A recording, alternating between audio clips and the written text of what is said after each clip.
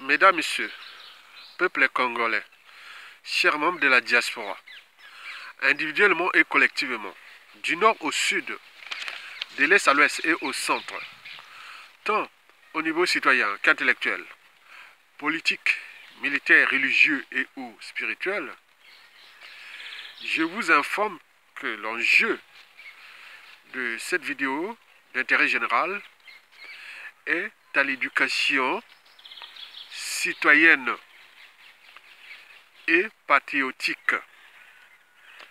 Vous le savez qu'on n'est pas citoyen, on le devient par l'éducation. On n'est pas patriote, on le devient par l'éducation et l'action. C'est pour cela que je vous invite, vous Congolais, épris des valeurs de liberté, de dignité, de la citoyenneté et du patriotisme, de m'accompagner dans cette tribune d'intérêt général, cette tribune intellectuelle qui éveille les consciences pour que nous, Congolais, individuellement et collectivement, du nord au sud, de l'est à l'ouest et au niveau militaire, de prendre notre responsabilité des souverains peuples au regard de la problématique Denis Sassou Nguesso dégage. Par ailleurs, je vous informe qu'être citoyen, c'est toujours d'agir en permanence. Et pourquoi? Parce qu'aucune cause n'est perdue d'avance. Et surtout lorsqu'elle est digne, juste, noble, légitime et voie d'intérêt général. Par conséquent, sans lutte, il n'y a pas de liberté ni de dignité rendue à l'individu et encore moins à un peuple. Sans lutte, il n'y a pas de justice rendue à l'individu et encore moins à un peuple. Sans lutte, il n'y a pas de respect du but même de la condition humaine, sociale et existentielle de l'individu et encore moins d'un peuple. Sans lutte, il n'y a pas de paix ni de progrès d'un peuple. De ce fait, seule la lutte libère. Être citoyen, c'est d'être informé. Et pourquoi? Parce que l'ignorance est la pire des souffrances. Le savoir et la connaissance vous libèrent. Pour vous, citoyens congolais, qui ont compris qu'ils ont des droits et devoirs, d'oser dire non à Sassou Nguesso et d'agir en permanence. Pour vous, citoyens congolais, bienvenue dans la tribune ou dans l'espace dédié au patriotisme et à la citoyenneté. Donc je vais avoir ici des citoyens, pas des sujets indigènes et esclaves de Sassou Nguesso, un être mortel qui n'est que de passage sur terre. Donc nous le combattons par la citoyenneté, parce que vous savez que vous avez ces trois vertus-là: désobéissance, résistance et révolte. Désobéissance pour arracher votre liberté et dignité de peuple. Résistance, pareil. Et révolte pour votre pouvoir de souverain, soit par la rue ou un coup d'état militaire salutaire. Donc à faire. Donc nous sommes là en train de vous informer, sensibiliser, conscientiser et surtout mobiliser les uns et les autres pour l'intérêt général. Mesdames, Messieurs, peuple congolais, chers membres de la diaspora, question d'intérêt général. Qu'est-ce qui nous différencie fondamentalement des animaux? La question est intellectuelle, entre le savoir et les connaissances. Si on vous pose la question de savoir, qu'est-ce qui nous différencie fondamentalement des animaux? Vous allez donner plusieurs réponses, très bien. Mais du niveau collège, au lycée, à l'université jusqu'au doctorat, voici les 8 points pour lesquels vous devez toujours avoir à l'esprit. Vous devez toujours avoir à l'esprit entre nous et les animaux. On peut l'appliquer dans le droit, dans la vie de tous les jours et autres. Dans votre travail et autres. Votre convivialité. Qu'est-ce qui nous différencie fondamentalement des animaux? Il y a 8 points que vous devez avoir ça à l'esprit. Qu'est-ce qui nous différencie des animaux? Retenez, commencez déjà, je vous laisse là pour réfléchir un peu. Je vais vous donner les 8 points là. Et chaque fois que vous me verrez, que je vous poser la question de savoir qu'est-ce qui nous différencie des animaux, vous devez répondre ça. Si vous avez 20 sur 20, vous devenez mon élève, mon ami, mon étudiant, mon point. Quel que soit votre niveau d'études, du collège au doctorat, vous devez avoir ça à l'esprit. On apprend tous les jours. Ce qui nous différencie fondamentalement des animaux. La première mot, c'est l'âme. L'âme va avec le psychisme. Les animaux ne peuvent pas vendre leur âme parce qu'ils n'ont pas de psychisme. Ils sont dans l'instinct. Mais or, l'humain peut vendre son âme. Et quand on dit que vous avez vendu votre âme, vous le saviez. Donc, quand on parle d'humain, pensez toujours à l'âme.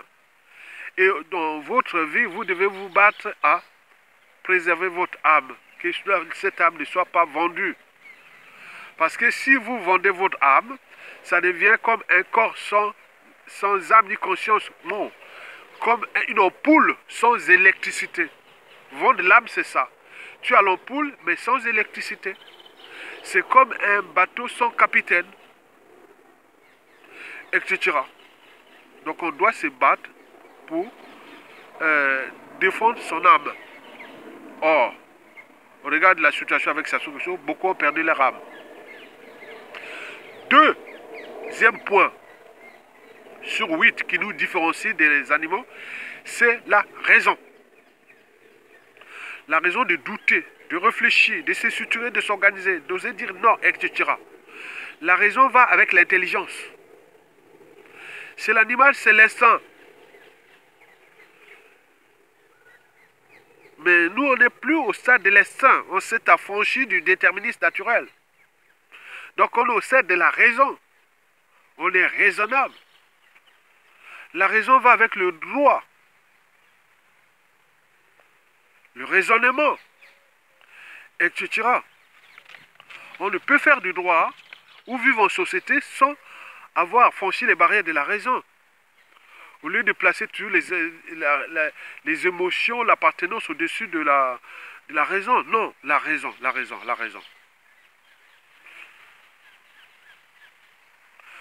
Troisièmement, c'est l'esprit critique.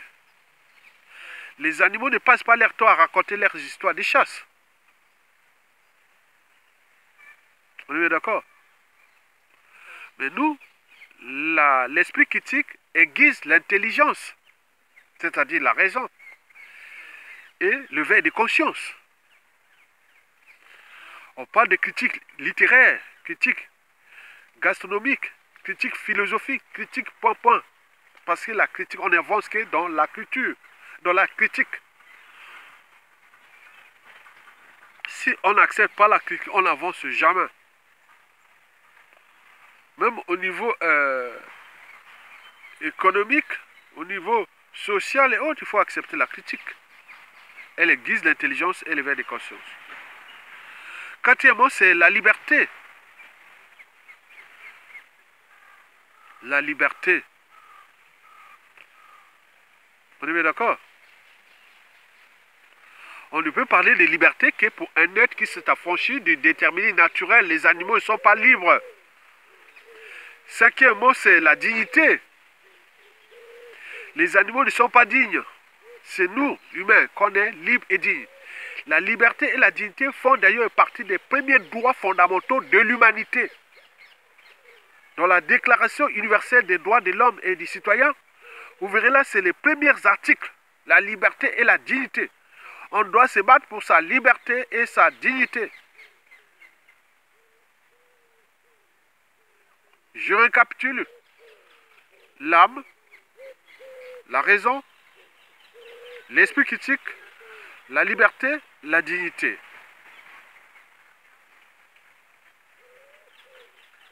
On est bien d'accord? Sixièmement, nous avions ce qu'on appelle la conscience. Nous sommes conscients de notre existence, de l'existentialisme. On est bien conscient de notre vécu. En réalité, il existe trois types de conscience. Dans les épreuves de philosophie, quels que soient des auteurs qui ont traité les problématiques de la raison, vous retraînez toujours trois types de la conscience. La conscience identitaire. Vous ne pouvez pas attaquer votre reflet. Là, ça y est, ton gars, là. Mais s'il y avait un miroir là, un gorille à dos argenté, il vient à frapper son reflet. Ou un chien qui va s'énerver, sortir ses canines et s'énerver sur... Parce qu'ils n'ont pas encore franchi les barrières de la conscience identitaire. C'est nous, humains. On a remarqué ça jusqu'aux primates. Les chimpanzés, les gorilles, ils ne savent pas que c'est eux. Face comme ça. Non. Ils croient que c'est un concurrent. Quand tu mets un miroir, là, il va venir attaquer son reflet. Ok, toi, tu vas dire, ah tiens, il a ses 61 ans, voilà. Voilà, il est là bien, voilà, tout nickel. Voilà, donc on peut expliquer ça comme ça. Et de la conscience identitaire, nous arrivions à la conscience psychologique. Elle est liée à la raison. On est conscient de ses actes, habitudes et comportements. Ça, c'est la conscience psychologique. Et puis la dernière conscience, la troisième, c'est la conscience morale. La barrière entre le bien et le mal. Donc, retenez les trois types de conscience. La conscience identitaire, la conscience psychologique liée à la raison et la conscience morale, la barrière entre le bien et le mal. Donc, ces trois types de conscience vont conduire toute votre existence au niveau intellectuel, au niveau citoyen, au niveau professionnel, au niveau de la vie de tous les jours. Les trois types de conscience. Septièmement, c'est l'empathie. L'empathie va avec la conscience morale. C'est-à-dire la miséricorde, la barrière entre le bien et le mal. Est-ce que c'est bien? Voilà, c'est la conscience morale là. L'empathie, c'est ça. C'est la conscience morale. On est bien d'accord? Très bien. Et huitièmement, c'est enfin, c'est l'éthique. L'éthique va avec le droit. Or, le droit, c'est la recherche de la vérité. On raisonne. Il y a des lois et autres. Donc, on n'est plus au stade du déterminé naturel ou de la loi de la jungle. Nous sommes au niveau de l'humanité. Donc, l'éthique va avec le droit et la morale. Nous avions établi des règles au niveau de nos sociétés et civilisations. Institutions, administration, constitution, etc. On a ces règles-là. Donc, en votre conscience, quand vous avez franchi les barrières de la conscience, attends, la constitution, on a établi les règles. C'est quelque chose qui doit faire fonctionner tout le monde, la société. Mais pourquoi, en mon âme et conscience, pourquoi je transgresse ça? Pourquoi je bafoue ça? Ça, c'est l'éthique. L'éthique, on parle de la déontologie. En droit, on parle de la déontologie et autres. Parce que derrière cette déontologie, il y a le droit et la morale. C'est l'éthique. Aucune société ne peut avancer sans l'éthique. Parce que l'éthique est la synthèse entre ce que je vous ai précité et le droit qui représente les sociétés et les civilisations. Les droits positifs. Institutions, administration, constitution et autres. On n'est pas au stade on n'est pas au Guandana. Hein? Comme là, la Mboshimini, les Sassoulon, c'est du Guandana, de la Mboshimini et tout. Ils ne connaissent pas les fondamentaux des règles. De vivre ensemble. Les notions les plus insignifiantes de l'État sont applicables grâce à l'éthique. L'éthique va avec le droit et la morale. Voilà pour l'essentiel de l'éducation citoyenne au vivre ensemble, à l'intérêt général et autres, vu d'un point de vue psychanalytique, psychologique, scientifique, neuroscientifique, etc. Nous sommes des animaux, bien sûr. Nous avons un cœur, un cerveau, nous avons pas comme les animaux. Mais au niveau des comportements, habitudes, comportements, mentalité, tout ça, on n'est pas pareil. Donc parce qu'il y a ça. Un, on a l'âme. Deux, retenez bien, si vous voyez partout, par-ci, si je vous pose la question de savoir, si vous allez écouter bien la vidéo, vous allez dire, ah oui, oui, oui, donc j'ai retenu. Et ça va diriger toute votre vie. Quel que soit le niveau, déjà collège, lycée, vous commencez à la philosophie à l'université et ou dans les centres de formation ou dans tous les métiers, vous aurez toujours ça dans la tête. Et ça vous rendra service. C'est même les classiques de la citoyenneté. La citoyenneté commence déjà par là aussi. L'âme, la raison, l'esprit critique, la liberté, la dignité, la conscience, l'empathie et l'éthique. Vous êtes d'accord? Tout ça, ça va gouverner notre existence. Vous êtes d'accord? Très bien. Mesdames, Messieurs, peuple congolais, de ce qui précède, pourquoi les despotes Denis Sassou Nguesso, Boya Mindele, Néron Tropical, Log des bords de la Lima, El Diablo tout terrain, etc. Le négrier des services, on l'appelle. Pourquoi le despote Denis Sassou Nguesso a ses 40 ans et quelques? Sassou Nguesso, on peut faire la comptabilité pour que les gens comprennent un peu la durée de ce monsieur au pouvoir. Il tue son mentor, le commandant président Marine Ngouabi, le 18 mars 1977. C'est au 18 mars 1977 que Sassou Nguesso avait pris le pouvoir, jusqu'à être viré en 1992, à la fin du mur de Berlin avec ce qui s'est passé. Il revient au pouvoir en 1997 à travers un coup d'État sanglant, France-Afrique du 5 juin au 15 octobre, fabriqué ici en France et a été appliqué au Congo-Brazzaville. Donc Sassou Nguesso a déjà consommé ce coup d'État-là, puisqu'il a piétiné ce pays-là, ce peuple-là, et voilà. On est bien d'accord? Très bien.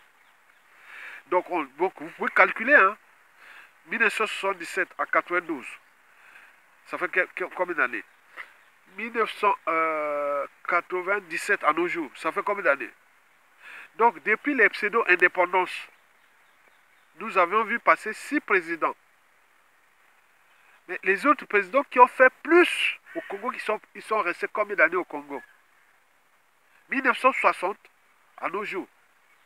Cette année, au 15 août 2024, nous serons à la 64e année ou 65e année de la pseudo-indépendance. 65 moins plus de 45 ans de pouvoir. Les autres qui ont avancé ce pays, ils ont eu combien d'années? Donc vous imaginez si on n'avait pas rencontré Sassou Nguesso, ce Congo-là serait où? Où la volonté de ces présidents, aucun de ces présidents qui sont passés au Congo n'a trahi ce pays. Il n'y a que Sassou Nguesso qui nous a trahis. On voit bien ce que ça produit.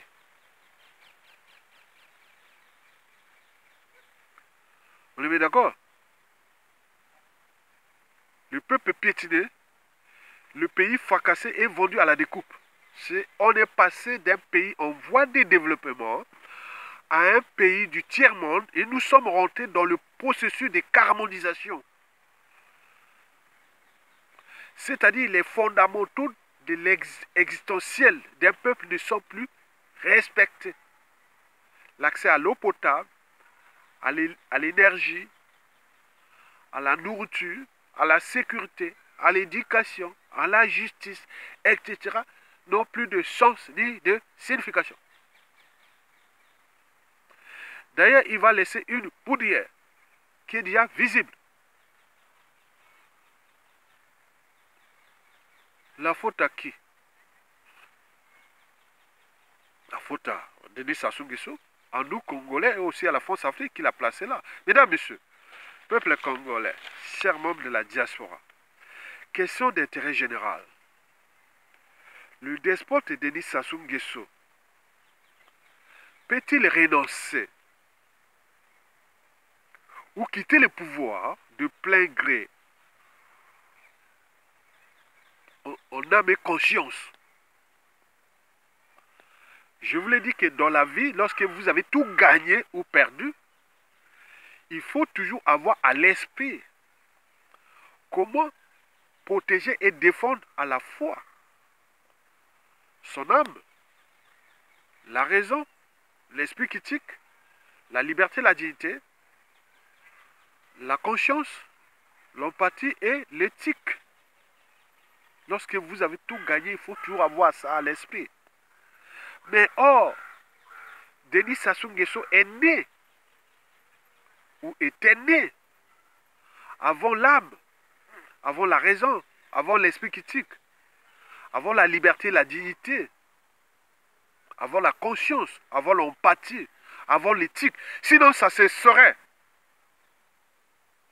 Comment il a pu détruire un riche pays comme ça? Et laisser tout le monde dans la merde, au pays là-bas. Les gens meurent là-bas comme des mouches. Il continue à jouer au président, au dictateur et tout compagnie. Mesdames et messieurs, question d'intérêt général. Est-ce que Denis Sassou Nguesso peut-il céder le pouvoir? On regarde ce qui s'est passé aux États-Unis. Ou vient de se passer aux États-Unis avec le président Joe Biden.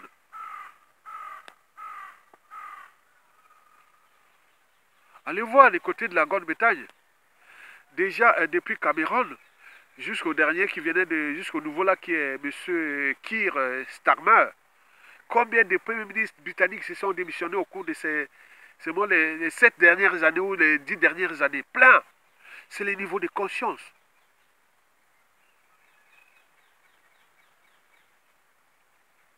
Correspondant ou relatif à l'intérêt général. Combien vous voyez même en Israël ou partout en Europe, ailleurs, les gens démissionnent. Ou se disent, bon ben, je respecte les règles, l'éthique. Mais là, ils ne respectent rien. C'est quoi ça? On n'est pas au stade de la sélection naturelle.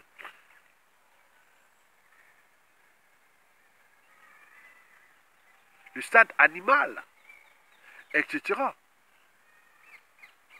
Il y a un souci. Alors, question d'intérêt général. Sassou Nguesso peut-il démissionner ou quitter le pouvoir de son plein gré? Même avoir une petite âme, et, voilà, une part de conscience. C'est-à-dire que, voilà, même les animaux, même si on dit qu'ils n'ont pas de conscience, ça le sait, mais parfois il y a une petite part de raison. Quand vous voyez les léopards, pas même les léopards, même le guépard, tuer un impala, l'antilope, il y a des hyènes qui arrivent avec les canines là pour bon ben, il laisse tomber, je ne veux pas me blesser. Puis renoncer, dit non, non, j'ai tué, c'est ma proie, c'est voilà, ma bouffe, mais là, il y a ça, je peux encore, voilà. Il peut parler son niveau, voilà. Quelque part, les animaux ont une petite part de conscience. Observez vous-même dans la savane africaine, il ne suffit pas d'être biologiste ou naturaliste ou autre. Les guinous, les buffles et tout ça, ces animaux-là, à un moment donné, ils ont une petite part de conscience. Surtout les prédateurs là. Même les lions. Ils ont bouffé une grande part de buffles, Bon, comme la part des lions, ils sont là en train de dormir, là, pour digérer. Mais les liens et autres, ils arrivent parfois, ils sont nombreux. Bon, ben allez, bon, on laisse tomber. Allez, on y va. On a dit à manger. Mais Sassou Nguesso, depuis la nuit des temps, et son clan et autres ne lâchent pas. Donc, ils sont plus bas que les animaux. Plus bas. C'est question de principe.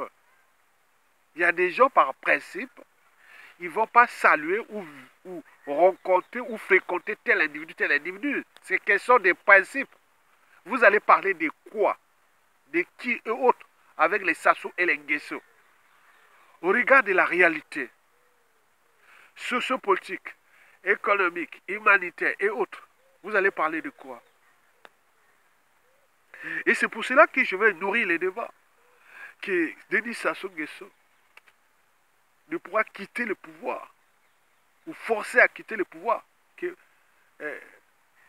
par ces 5 raisons. Ou pourquoi il ne quitte pas le pouvoir. C'est pour ces 5 raisons-là. Retenez bien. La première raison sur 5 pour laquelle Denis Sassou Nguesso ne lâche rien est négroïde. La première raison là est négroïde sur 5. En effet, dans la communauté noire ou africaine, il existe des lignées familiales, on peut aller même génétiques, des allèles récessifs rares ou des gènes prédisposés à la servitude volontaire aux autres communautés. Comme disait Malcolm X, que les Noirs, il est facile d'aller tuer son propre frère et soeur que de se... Voilà. Donc c'est ça. Il y a ces lignées-là en Afrique, depuis l'esclavage, la colonisation, je dis la France, Afrique et autres. Il y a des lignées comme ça. Sassou est presque complexé totalement. Il y a des lignées comme ça. Comme il voit les blancs, il est vraiment... il est même... il est dans un nuage. Il est même... tu vois, Sassou... c'est le complexe de féroté total. Et ces gens-là sont dangereux à la tête des États. Donc, la première raison là, sur 5, c'est la signification de la négroïde. Les négros. Vous ne verrez jamais un arabe, un asiatique, un indien se battre pour un noir, mourir pour un noir et tout compagnie. Surtout au niveau des États. Je parle au niveau des États. Vous avez vu là quand même que partout dans le monde, qu'il y a d'autres races du monde qui se battent pour les Noirs. Mais pourquoi les Noirs sont toujours les premiers à servir les autres et autres, et nous sommes là, voilà. Sassou Nguesso est la signification de cette négroïde. C'est un négroïde. Négroïde, pas dans le courant négroïde. Donc nous avions ces individus-là sont dangereux, qui a semé des graines passées par là. Et ces gens-là, nous courons ce que j'ai défini comme le risque anthropologique. C'est-à-dire ces négros qui sont facilement vendables et facilement peut trahir, ils peuvent faire. On a vu ça dans la diaspora, non? Contre Sassou Nguesso. Malgré la situation, il y a des gens qui continuent à trahir les uns et les autres, les activistes, les empoisonnements, les assassinats, plein de choses comme ça. On en parle là que même François Joly paye les vacances de ces activistes-là ou autres qui sont activistes. C'est dangereux. Au moment où Sassou tombe et autres, on peut se retrouver dans la situation de Lissouba, hein, 92-97, où les transfuges du PCT étaient venus trahir Pascal Lissouba, et puis on a eu ça. Hein. Donc, la problématique négroïde doit être posée entre nous. Et nous avions une proportion des négroïdes qui sont au sein du pouvoir, mais également dans l'opposition, dans la résistance et autres. Donc, il faut une hygiène intellectuelle, citoyenne et autres pour comprendre qu'on est là piégé par cette quantité, je ne sais pas. Depuis l'esclavage, la colonisation, la France africaine, je ne sais pas comment, il y a des lignées, hein, il doit y avoir des lignées familiales, où des gens ont ces gènes-là. Certes, on tenait conditionnés sous emprise. Et vous allez prendre ça comme référence, les négroïdes. La deuxième raison sur 5 pour laquelle Denis Sassou Nguesso ne quittera pas le pouvoir est en rapport avec ce qui s'est passé en 2016. 2016. Souvenez-vous, 2016. Un proche du régime l'avait même conseillé de laisser ce pouvoir-là à Général Mokoko, la dynamique. Rodolphe Adada aussi avait conseillé à Sassou Nguesso. Hein? Rodolphe Adada, là. Il avait dit à Sassou Nguesso, bon, avec les bazars qu'on a fait ici et tout ça, avec les mal qu'on a fait là, surtout dans la partie sud, le pays et autres, bon, laisse Mokoko arranger ça.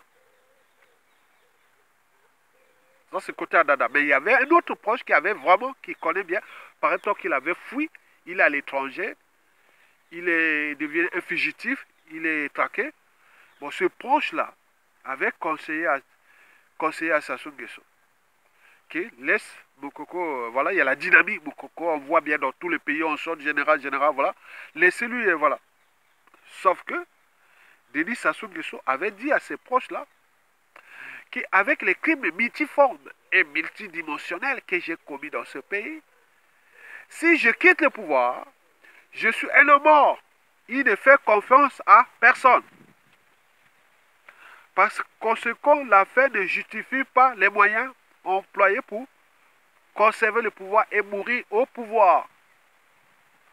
Vous le savez, les 7 piliers de la conservation du pouvoir de Denis Sassou Nguesso.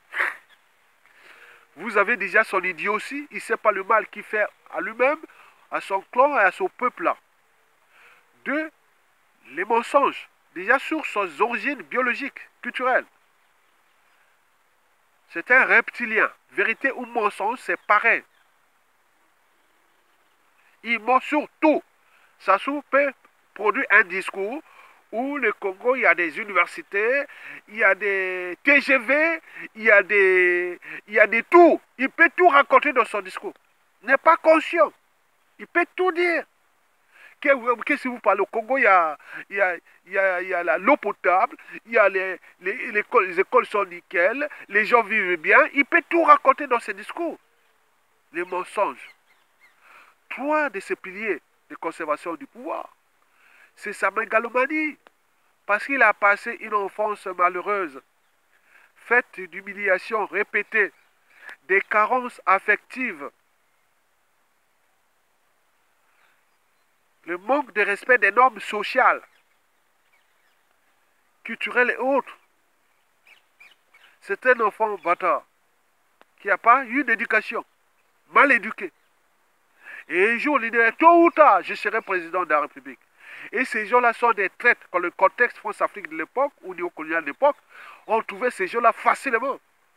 C'est pour cela que ceux qui ont dirigé l'Afrique pendant l'âge d'or de la France-Afrique avaient toujours des profils douteux. Ça permet de passer là, ça fait partie de là. Quatrièmement, de ces piliers de conservation du pouvoir, il y a le cynisme.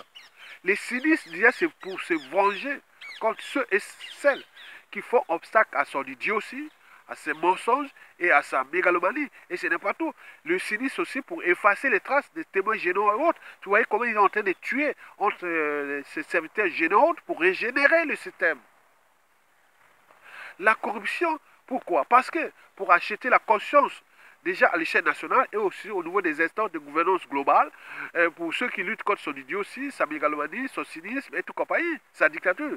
Donc il achète la conscience. 30% du produit intérieur brut congolais est alloué à ce marché-là.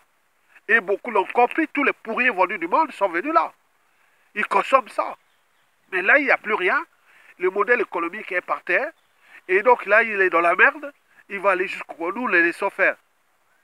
Et il n'y a pas que la corruption. Vous avez aussi la France-Afrique. Les différentes France-Afrique. La France-Afrique des intérêts privés qui l'ont placé là au pouvoir. La France-Afrique des 11 accords signés avec tous les pays francophones là. Qui nous... la France-Afrique des multinationales dans le groupe pétrolier Total qui exploite notre pétrole depuis la nuit des temps. que nous avons bénéficié seulement de 10% de ce pétrole, qui fait de nous le troisième pays producteur de pétrole du continent, où 90% de la population de la mer, où va le pétrole? Même le bois et tout, minerai, tout ça, ils ne sont pas dans l'opacité totale. On exploite une colonie.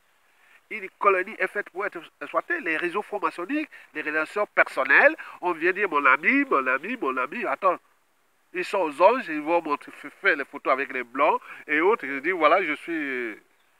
Quand tu es noir, on va te faire voir. Et enfin, la ruse. La ruse, puisque le chien aboie, la caravane passe, je détruis le Congo là. Je suis un homme, je ne suis pas éternel, je suis de passage sur terre. Donc je suis venu s'assassiner contre ce peuple-là, ce pays-là. Le chien aboie, la caravane passe. Qu'est-ce que ça peut faire? Je vais laisser les mères dans ce pays. On s'en fout. C'est comme ça. Donc cette deuxième raison pour laquelle Denis Sassou Nguesso tient, parce qu'il sait bien qu'il a fait le mal à tout le monde dans ce pays. Donc s'il quitte là, il ne veut pas être humilié.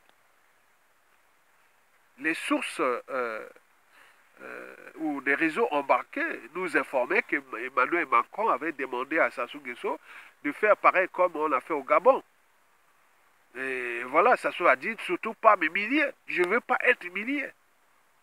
Or que lui humilie les autres. Il envoie les pétards aux autres, mais lui, il a même peur de pétards. Il humilie les autres, lui-même a peur d'être humilié. Il envoie les autres aller en exil, lui-même a peur d'être exilé. Il envoie les autres en prison, lui-même a peur d'être foutu en prison.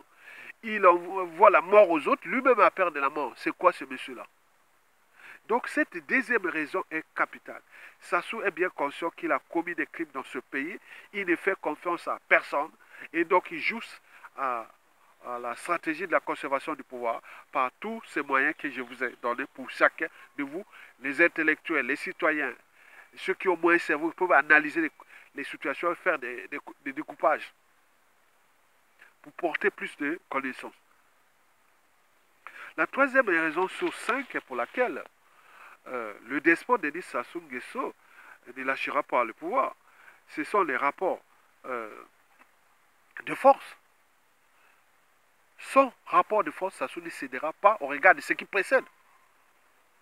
Le monde là est dirigé par des rapports de force.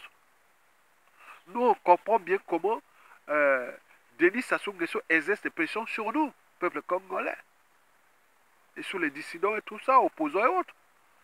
C'est pour faire peur, pour que nous ayons peur. Et donc, il utilise ces moyens-là des rapports de force. Parce qu'il nous conçoit comme ses sujets indigènes et esclaves. Et lui comme un conquérant armé. Tant qu'il n'aura pas une force armée ou civile ou insurrectionnelle, il n'y cédera pas, il mourra au pouvoir. Le reste n'est que stratégie. Vous avez vu là depuis 2015, on croyait même qu'il allait arriver à 2024.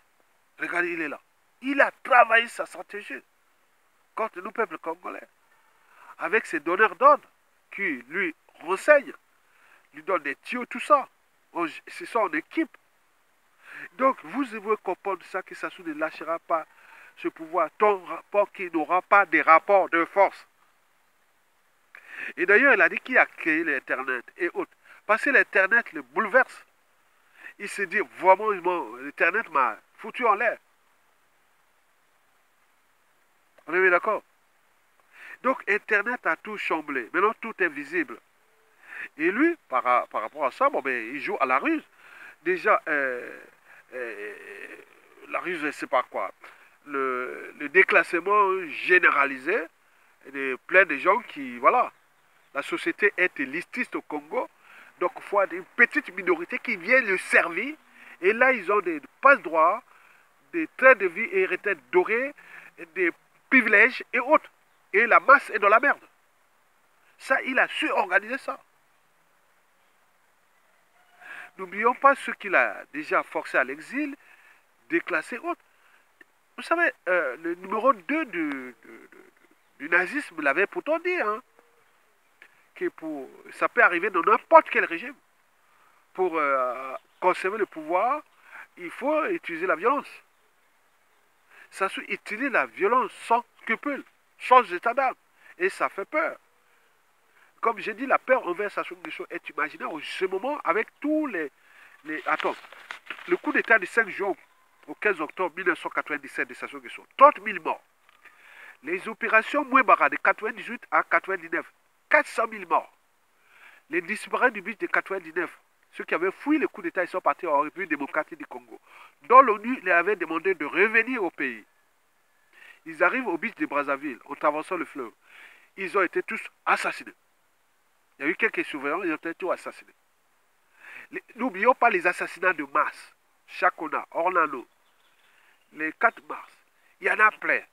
Les milices parallèles, les Katakata, les Kuluna, les Cobras, les bébés noirs, tout ça pour terroriser la population. Les assassinats ciblés au poisonnement, à l'étranger comme autres. Il a fait ce qu'il voulait. On est bien d'accord. Mais qui peut atteindre ce niveau-là? C'est à qui Sassou Nguesso. Et donc ça fait peur. La population a peur. Si on se mettait dans la rue, ils vont encore nous massacrer. Et surtout, la France l'a toujours donné qui tue de massacrer les Congolais. Comme si depuis la conférence de Brazzaville en 1944, c'était la rencontre entre la France et le Congo pour que dans les 80 prochaines années,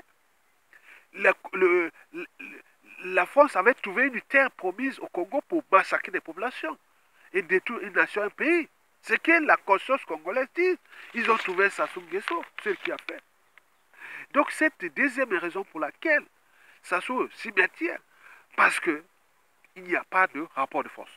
Et donc nous devons continuer à établir les rapports de force. Sans rapport de force, il n'y a rien.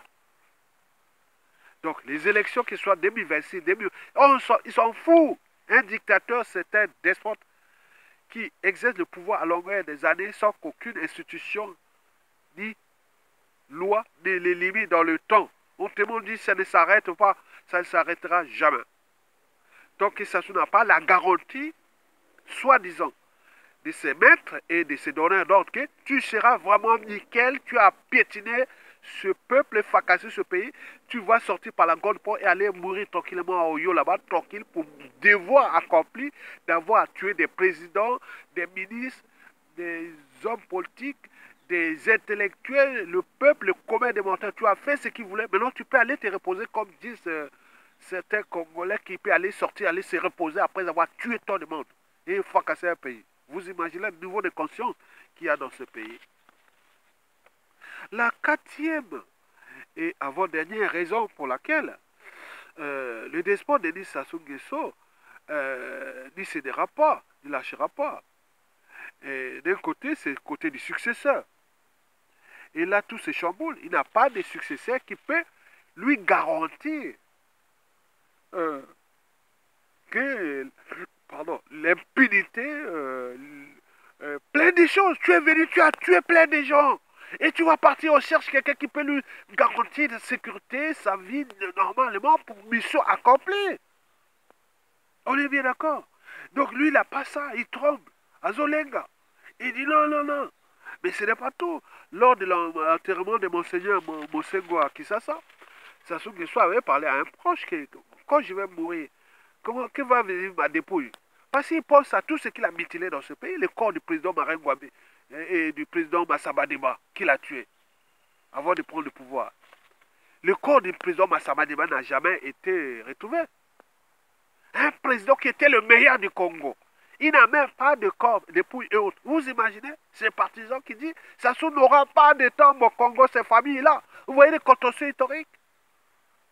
Il n'y aura pas de tombe au Congo. Il a tué, il a mutilé des corps, il a fracassé tout le monde. Et lui va voir sa dépouille à Oyola avec ses cimetières les plus chers au monde, dont le coût annuel est de 1 million de dollars. On invite les convives autres chaque 1er novembre. Et vous imaginez ça? Que lui, il aura fait du mal à tout le monde et il sera là, voilà. Donc il avait peur de sa dépouille, il a peur de sa dépouille.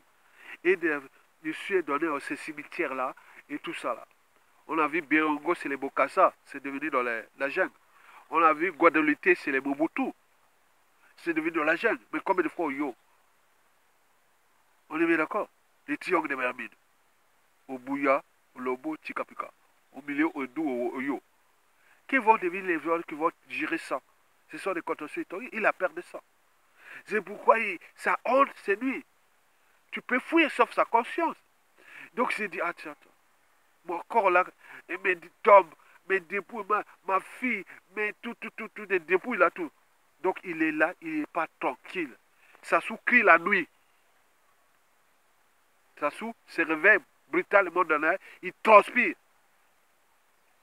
Tu peux fuir sauf, tout fuir sauf ta conscience. Sassou transpire, on nous informe qu'il part parfois des cauchemars. Il ne dort pas avec sa femme depuis la nuit des temps. Marie-Antoinette, Chimbota. Pour qu'il ne dort pas ensemble. Parce que le mari fait trop de cauchemars. Sassou, c'est comme il crie comme ça, comme ça. Non. Il en a fait du mal, jamais vu. L'angle des bords de l'aliment, qui n'a laissé que des cadavres sur les routes du Congo, et même dans le fleuve Congo. Cadavres de tout âge. Les neurones tropicales. Ces individus-là qui n'en rencontrent qu'une fois tous les 2000 ans, dans une nation et ou société donnée. Ils seront toujours au service du mal, de l'injustice, l'oppression, la barbarie, la outrage. Sassou est un cas d'école. On ne peut pas la France coloniale, raciste et tout compagnie ne pouvait trouver mieux contre les négros. Il est là. Sassou Nguesso. Vous voyez dire ici en France, on en parle maintenant. Ils font le con, hein, l'oligarchie portugo-africaine, française, de gauche, de droite, autre. Ils savent ce qu'ils ont fait du mal à ce peuple, à ce pays. Ils savent qui est Sassou Nguesso. Soit disant l'intérêt supérieur de la France, soit disant des... Vous imaginez. C'est à nous de prendre notre responsabilité. Donc cette avant-dernière raison-là est aussi importante parce que Sassou ne sait même plus que, eh oui, quel successeur, et quel peuple, et en plus de sa dépouille. Et donc il est dans la nance. Mais les peuples ont toujours raison. Le peuple a toujours les derniers mots et les derniers jugements. Parce que dans le peuple, on ne sait pas qui est qui. Parce qu'au vu du nombre de victimes, au regard de la psychanalyse des uns et des autres, de la psychologie des uns et des autres, de la situation pendant et après la suite de Sassou Nguesso, du contexte et des enjeux, ça peut produire des gens qui vont se venger contre ces gens-là. Au moment qu'il y aura un moyen d'État, prenez serment. Vous imaginez. C'est terrible, hein? D'un point de vue existentiel, nous avions fait vraiment une mauvaise rencontre avec ces négros-là. Sassou Nguesso. Mesdames et messieurs, faites comme là. Enfin, la cinquième et la dernière raison pour laquelle Sassou ne cédera pas est l'ordre mondial. Vous imaginez quelqu'un qui a tué 30 000 personnes pendant le coup d'État organisé. Plus de 400 000 morts. Et les crimes tout multiformes et multidimensionnels. Il n'y a même pas une résolution au niveau des Nations Unies pour... Sassou Nguesso, c'est le pion de la France-Afrique. Qui dit la France-Afrique, c'est la France. Elle a le droit de veto au niveau du Conseil de sécurité. La France, c'est l'ordre occidental. Et donc là, on fait des comptes entre nous. Notons qu'il n'a pas trahi la France-Afrique. Il a laissé vous enrichir, faire ce que vous voulez de ce peuple, et il n'a trahi que nous, peuple congolais, notre pays. Donc, entre négros, on s'en fout. Et donc, vous imaginez que l'ordre mondial est fait de compétition des groupes d'intérêt, des rapports de force. Tant que les peuples ne relèvent pas les défis, ce n'est pas la France, ni la France qui a placé Sassou Nguesso là, ni l'Union européenne, ni l'Union africaine, encore moins l'Asie, le monde. Non, c'est nous-mêmes. Nous devons mettre les pressions, les rapports de force entre nous-mêmes. Si on l'attrape, on fait passer la justice. Il faut passer la justice. Nous avions ce pouvoir du souverain. Nous avions ce pouvoir du souverain. Pendant la Révolution française, dans le contrat social surtout de Jean-Jacques Rousseau, le pouvoir du souverain. Nous sommes souverains. Donc si on attrape ces gens-là, au moment de venir régler ces choses-là, l'humanité ne viendrait pas... Attends, même la France Afrique, non mais attends, vous avez tué. On a laissé un gars tuer l'humanité. La France a laissé libre quoi à Sassou Nguesso de faire ce qu'il veut. Est-ce que vous parlez encore là? Comment? 2 tiers de la population dans la merde. 1 tiers maintenant à l'étranger. Alors qu'avant 1997, il n'y avait que 5 000 Congolais à l'étranger, notamment en France. Regardez, mais ils sont plus de 100 000. Plus de 100 000. Et donc, vous imaginez, voilà la force Afrique. Et donc, nous sommes en train de gérer les conséquences de la force Afrique. Voilà les trois raisons pour lesquelles, les cinq raisons pour lesquelles Sassou Nguesso, ah oui, je n'ai pas encore terminé la cinquième. La cinquième et cinquième, c'est l'ordre mondial. Donc le monde là, c'est un monde d'intérêt, de rapports de force et autres. Et les peuples sont souverains. Donc les peuples, si on ne se bat pas, ça soit à financer tout l'ordre mondial là, il va, c'est les Chinois, les Russes, les Américains, les Français, les Anglais, ils vont partout, parce qu'ils financent avec notre magot. Mais nous, on doit se battre parce qu'on a on a ces vertus, la révolte, qu'elle soit la rue, qu'on a peur pour rien, et où un coup d'État militaire sanitaire organisé, structuré par nous-mêmes. Ce n'est pas le coup d'État force Afrique en Afrique centrale, comme au Tchad ou au Gabon. Après, on va mettre un pion autre. Il faut faire comme ça s'est passé en Afrique de l'Ouest. Vous êtes vraiment libre chez vous. Mais là, si on laisse faire, on va rentrer dans un nouveau cycle d'un autre pourri et qui va jouer sur eux. Mais ça ne va pas marcher. On va que retarder ce pays. Voilà les cinq raisons pour lesquelles je tenais à vous informer, conscientiser et surtout mobiliser. Et pourquoi? Parce que lorsque les savoirs avancent, les savoirs, la connaissance avance, les peuples se libèrent. Ils savent leurs droits et devoirs. Les citoyens. Quelqu'un ne vient pas poser des questions idiotes. Que pourquoi tu fais les vidéos? Pourquoi tu ne viens pas au pays? Pourquoi tu... Attends. C'est stupide. C'est bête.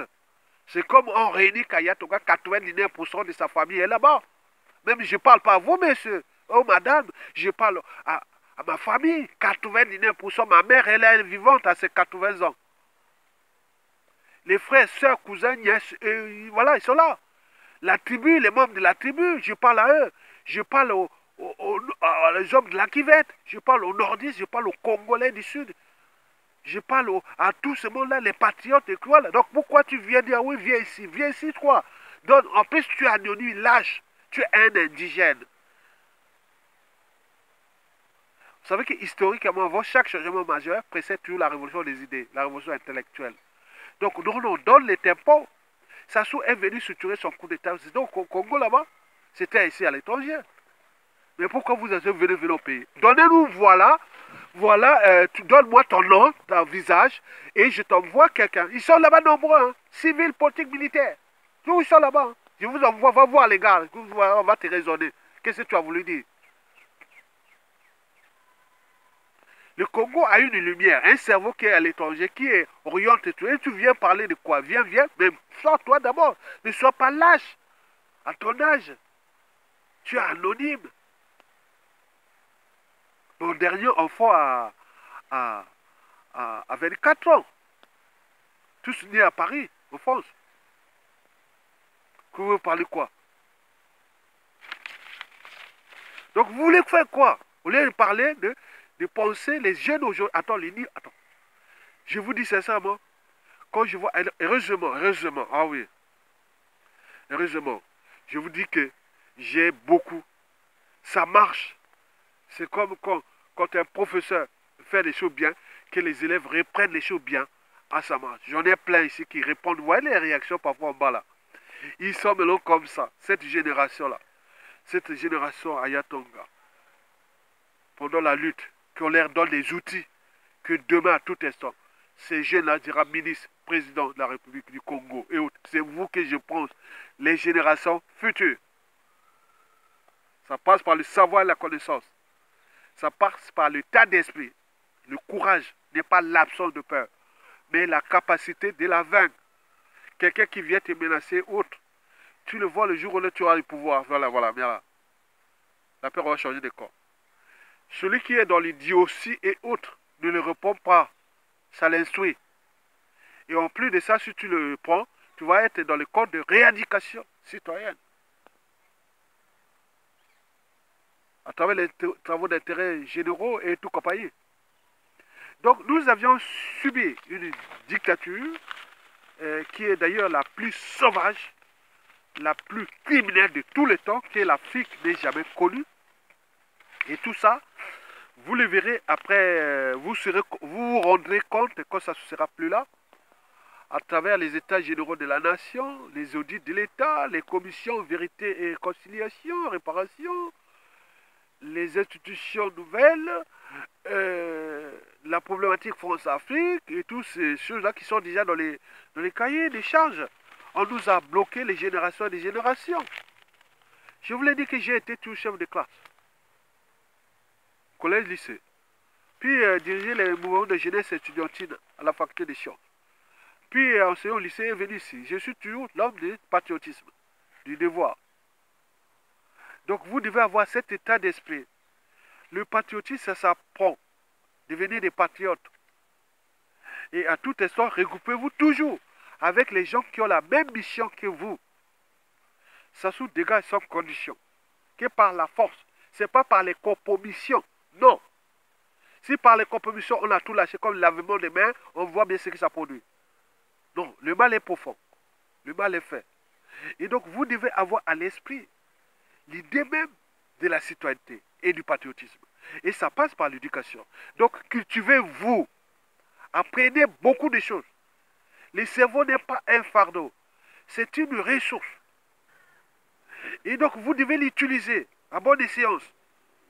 Par la science, la culture générale, la sociologie, la psychologie, le droit, l'économie, l'environnement, l'écologie, le social, la politique, la géopolitique, la géostatistique, tous ces mots-là, vous devez avoir ça à l'esprit. Et ça ne suffit pas. Quand il y a des actions par-ci, par-là, vous pouvez rentrer. Attends, j'arrive en France ici, oh, putain. Je me retrouve dans une manif. Oh là là, attends, je me suis retrouvé dans une manif, 92. Je me retrouve dans une manif à Paris.